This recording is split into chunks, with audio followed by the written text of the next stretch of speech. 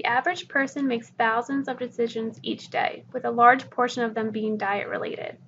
For example, you make several decisions when you're shopping in the grocery store, packing your lunch for the day, or even looking in the refrigerator. Eating healthy doesn't always mean you have to change your entire diet. Eating should be an enjoyable experience, and simple shifts towards a healthier eating pattern is more than possible. It's easier than you think.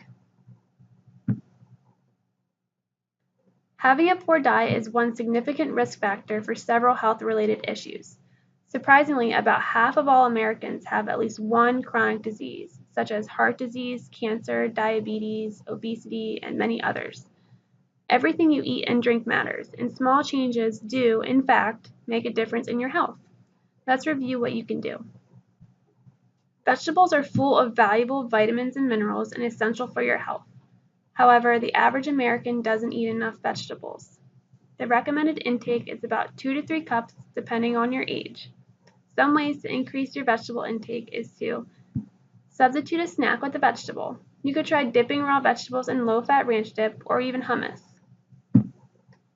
And you can include a vegetable with most of your meals, whether it's mixed in pasta, casserole, or soup, or added on the side.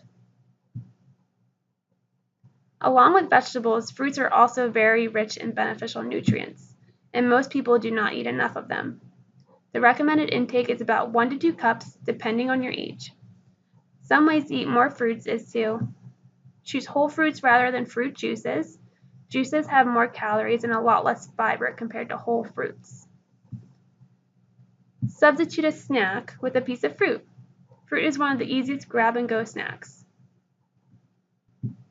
You can also add fruit as a side dish during meals, or even top salads with berries, apples, or mandarin oranges.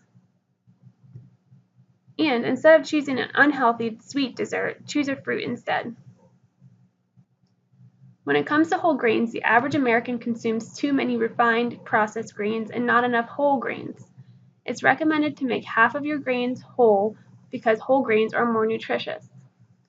When shopping for grains like bread, bagels, crackers, tortillas, pasta, rice, and cereal, make sure to choose 100% whole grain products rather than refined grain products when preparing your foods. Try whole wheat pasta or brown rice for dinner instead of white. You can also swap out your cereal for a whole grain cereal like toasted oats or shredded wheat. For snacks, you can choose popcorn or whole grain crackers. Also, you can take a look at the ingredient label to make sure it's actually a whole grain. If whole grain wheat is in the first ingredient, it's usually a great source. If the first ingredient reads enriched wheat, it isn't a whole grain. Usually, Americans over 3 years old don't drink or eat enough dairy products either. Average dairy intake comes from milk, soy beverage, yogurt, and cheeses. It's recommended to focus more on milk and yogurt because cheese is often high in fat and sodium. To increase your dairy intake, you can increase low-fat sources of dairy by incorporating it into meals, snacks, or beverages daily. You can substitute your usual soda, juice, or tea with a glass of low-fat milk instead, or add milk to your cereal or oatmeal for breakfast. Yogurt is also an easy snack, dessert, or breakfast. You can even be creative and add fruits, granola, or even freeze it. It's always a good idea to choose yogurts with less sugar. When it comes to protein, the average American consumes around the recommended amount, but more specifically, seafood intake is low. The most common sources of protein are beef, chicken, pork, eggs, and processed meats like hot dogs, deli meats, and sausage. Men and teenage boys eat more meat, poultry, and eggs than recommended. You could try substituting other protein sources with seafood twice a week. Try a salmon steak instead of a beef steak, or adding a can of salmon or tuna to your salad at lunch. You can increase your variety of protein sources. In casseroles and soups, try decreasing the meat and add more beans and vegetables instead. And also choose lean and low sodium options. Check out the label before you buy your meats and cut back on processed deli meats. Instead of a bologna and cheese sandwich, try a tuna and veggie sandwich. The average oil intake is also a little low, but solid fat intake is high. Solid fats such as butter are known to increase your cholesterol, whereas some oils can be beneficial to your health. Many oils that we consume are from salad dressings, mayonnaise, prepared vegetables, chips, nuts, and seeds. In order to increase oils and decrease solid fats, you can use oils instead of solid fats when cooking, sautéing, or baking. If you're sautéing vegetables, use a tablespoon of olive oil instead of a spoonful of butter. You can also replace foods with solid fats, like meats and poultry, with foods that contain natural oils, like seafood, nuts, and seeds. The amount of added sugar that Americans eat is high across all age groups. The recommended intake is less than 10% of your calories coming from added sugar. Surprisingly, 78% of added sugar comes from sweetened beverages, snacks, and sweets. A few ways you can decrease your added sugar intake are replacing your soda, juice, tea, or energy drinks with water, milk, or small portions of 100% juice.